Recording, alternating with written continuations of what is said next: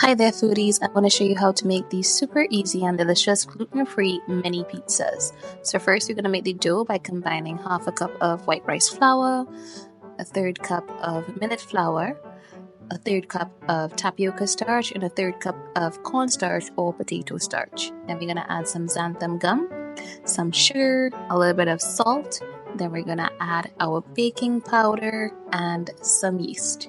Once we have that all combined, we're going to mix well. Then we're going to use a spatula and create a nice well in the center. Next, we're going to add our warm water, followed by 1 egg and about 2 tablespoons of olive oil that we just drizzle in the center. Once that's all added, we're going to use our dough whisk and we're going to mix until a nice dough is formed. This might take a couple minutes or so.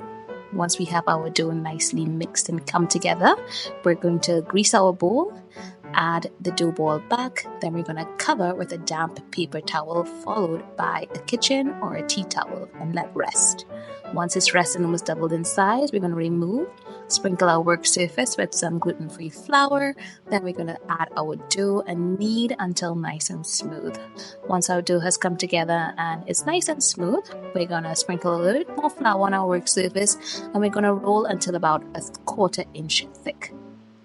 Once our dough is nice and rolled, we're going to start cutting circles using about a 3-inch cutter.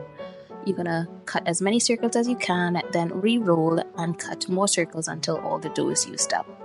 Once you have your circles, we're going to transfer to a lined baking sheet with parchment. Then we're going to add our pizza sauce. We're going to smooth that out. Once that's all smooth, we're going to add our cheese.